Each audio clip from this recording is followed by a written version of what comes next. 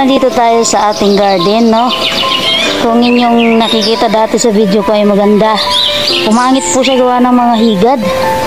So, ayun. Pinanggamas ko na sila.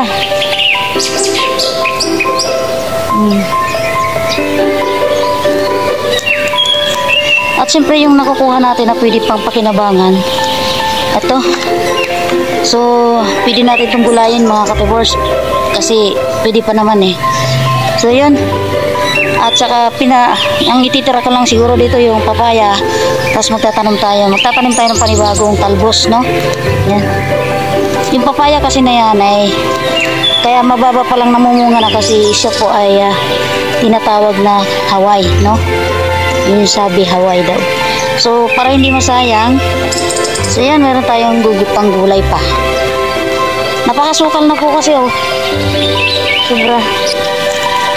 Talagang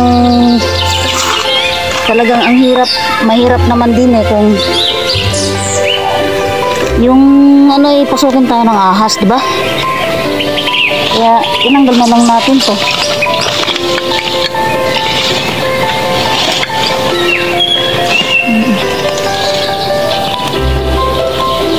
Tataniman na lang natin ang panibago, guys. Di ba? Sukal, di ba? Ganyan. Hirap kasi baka pasukin tayo ng ahas. Ay nako, napakahirap talaga na.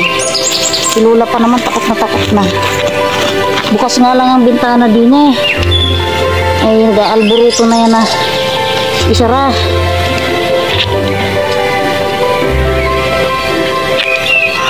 Hindi naman.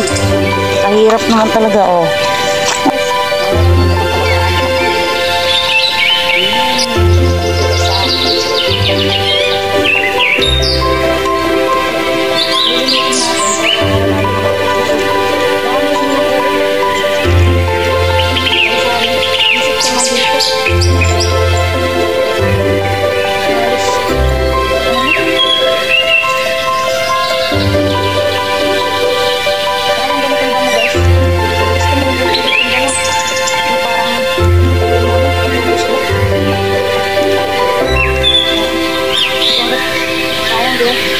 Walang puro uod na po yan.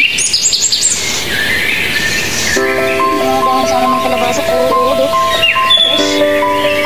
Yes, inuod ko na. Talaga sila eh. Dito nyo naman ebidensya. Grabing uod eh. Grabe po ang uod sa loob. Kaya talagang hindi sila natiro, hindi mabubuhaman.